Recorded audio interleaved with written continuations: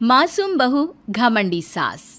घमंडी और सख्त हृदय वाली पुष्पा 92 वर्षीय अपनी सास विमला पर बहुत जुल्म करती थी।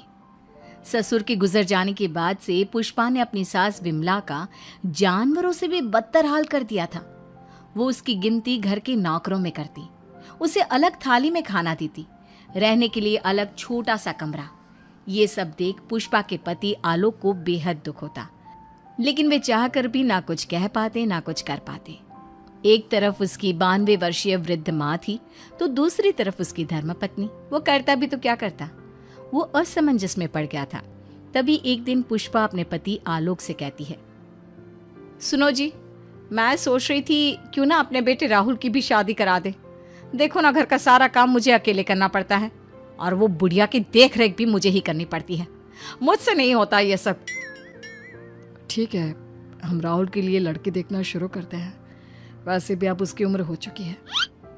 पुष्पा राहुल की शादी के बारे में सोचकर मन ही मन खुश होने लगती है।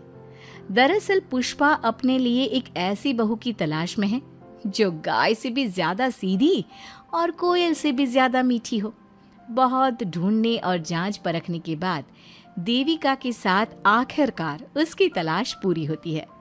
वो देविका को राहुल के लिए पसंद कर लेती है और एक अच्छा सा मुहूर्त देखकर उनकी शादी करा देती है। ऊंचे संस्कार और सरल स्वभाव वाली देविका ने ससुराल में पहले दिन से ही सबका दिल जीत लिया। वो रोजाना अपने ससुराल में दिन की शुरुआत पूजा पाठ से करती और सबका अच्छे से ख्याल रखती। एक दिन देविका सबके लिए डाइनिंग टेबल पर प्लेट लगाती है। सभी लोग टेबल के पास आकर बैठ जाते हैं। देविका अपनी दादी सास का भी हाथ पकड़कर उन्हें डाइनिंग टेबल पर बिठाती है और उन्हें खाना परोस ही रही होती है कि पुष्पा उसे रोक लेती है। ठहरो देविका। क्या हुआ मम्मी जी? देविका, तुम इस घर में नई हो इसलिए शायद तुम्हें पता नहीं। तुम्हारी दादी सास के लिए अलग थाली है, वो इस थाली में नहीं खाती। देविका मुड़कर विमला की तरफ देखती है और फिर अपनी सास पुष्पा से प्रश्न करती है, लेकिन मम्मी जी, रसोई में तो यही प्लेट थी। तुम यहीं ठहरो, मैं इनके लिए प्लेट लेकर आती हूँ। पुष्पा रसोई में किसी कूड़ेदान की तरह पड़ी प्लास्टिक की प्लेट लेकर आती है और उसी में विमला के लिए खाना लगाती है। जब ये सब देविका देखती है तो वो आश्चर्य में पड़ जाती है और फौरन उठकर रसोई घर से दूसरी प्लास्टिक की प्लेट भी ले आती है। अरे बेटा, ये दूसरी थाली तो किसके लिए लाई है? देविका मासूमियत के साथ जवाब देती है, आपके लिए मम्मी जी। हाँ, मेरे लिए? पर क्यों? माँ जी, जब आपने अपनी सास यानी मेरी दादी सास को प्लास्टिक की प्लेट में खाना लगाया तो मैं समझ गई कि यह ज़रूर आपके घर की कोई परंपरा होगी, इसलिए मैं आपके लिए भी ये प्लास्टिक की प्लेट ले आई। अब आप अपनी सास के लिए इस प्लेट में खाना लगा दीजिए और मैं अपनी सास के लिए इसमें खाना लगा देती हूँ। देविका की बातों से पुष्पा हैरान हो जाती है। वो सोच में पड़ जाती है कि वो अपनी बहू देविका की मासूमियत पर खुश हो या फिर उसकी नासमझी पर दुखी। इसी तरह दिन बीतते चले जाते हैं और अब देविका को घर का माहौल और सास का स्वभाव सब समझ में आने लगता है। एक दिन सुबह पुष्पा अपनी सास यानी विमला को उसके कपड़े धोने के लिए कहती है और ये सब दूर से देविका देख लेती है। उसके कुछ ही समय बाद देविका आती है और अपनी सास पुष्पा से कहती है, मम्मी जी, मैंने घर का सारा काम कर लिया है। कपड़े, बर्तन, झाड़ू, पोछा सब लगा लिया है। अब मैं आपके पैर दबा देती हूँ। अरे लेकिन बेटा, तूने कपड़े नहीं धोए? मेरे कपड़े तो अंदर कमरे में ज्यों के त्यों पड़े हैं। मैंने आपके कपड़े नहीं धोए मम्मी जी। आप जब दादी से बोल रही थी ना कि आज उन्हें अपने कपड़े खुद धोने होंगे, तो मैंने सब सुन लिया था। फिर मुझे लगा आज पूर्णिमा भी है, इसलिए शायद ये आपके घर की कोई रस्म होगी, तो मैंने आपके कपड़े भी नहीं धोए मम्मी जी।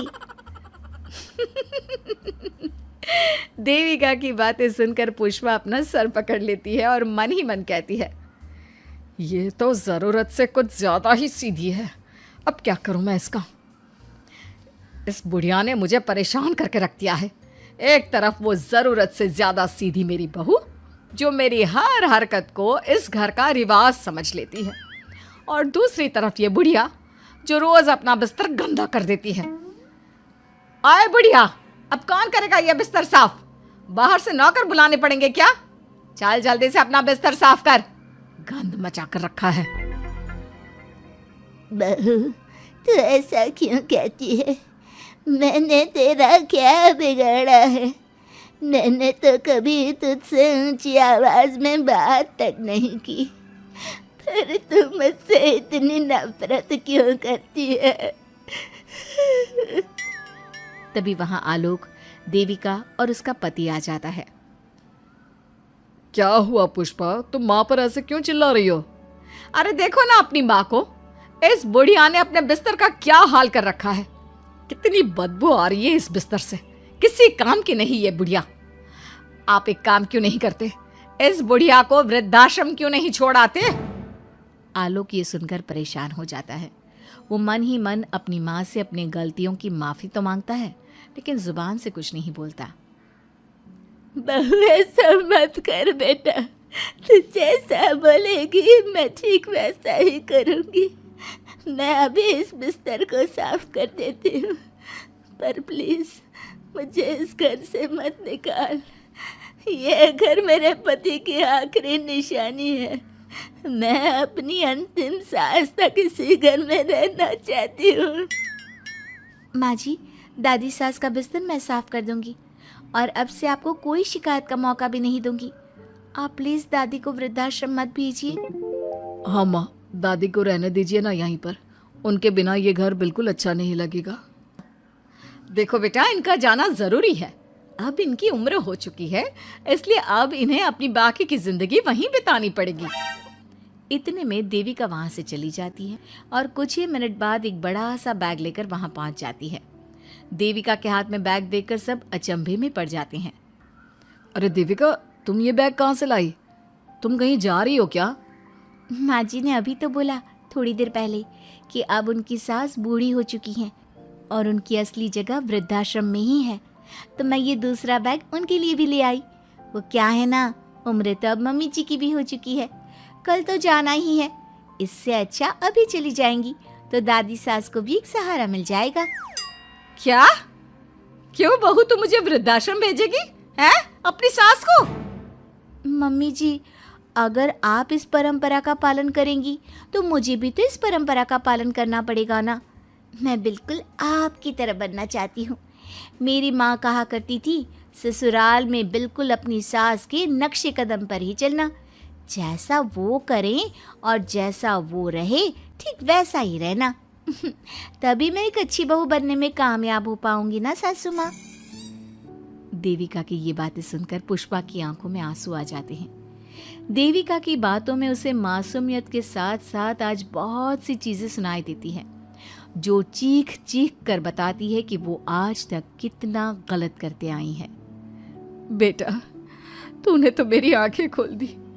अपने ससुर के देहांत के बाद मैंने न जाने अपनी सास पर कितने अत्याचार किए, उन्हें कितना जलील किया, खरी खोटी सुनाई। आज अगर तू नहीं होती तो मुझे कभी अपनी गलतियों का एहसास तक नहीं होता। देर से ही सही, आपको अच्छे बुरे का एहसास हुआ, यही बहुत बड़ी बात है। मम्मी जी, तो अब आपके सामान का क्या करना है? अरे जा जाकर इसे मेरे कमरे में रख कर आ जा, अब कोई कहीं नहीं जाएगा, सब यहीं साथ में रहेंगे। बहू, मुझे समझ में नहीं आ रहा मैं तेरा किन शब्दों में धन्यवाद कहूँ। जो चीज़ तूने 2 दिन में पुष्पा को समझा दी, वो मैं बरसों से कहने की हिम्मत तक ना कर सका। पापा जी, ज़रूरी नहीं कि हर बात कहकर भी बताई जाए, कभी कभी अपनी गलतियों का एहसास कराना भी ज़रूरी होता है। और मैंने भी मम्मी जी के साथ ठीक वैसा ही किया, उन्हें उनकी गलतियों का एहसास कराया और देखिए आज सब ठीक हो गया। सच में देविका, तुमने आज हम सबको बहुत बड़ी सीख दी है। अब पुष्पा सुधर जाती है और घर की पूरी जिम्मेदारी देविका को सौंप देती है और अब उनका परिवार एक सुखी और समृद्ध परिवार की तरह रहने लगता है।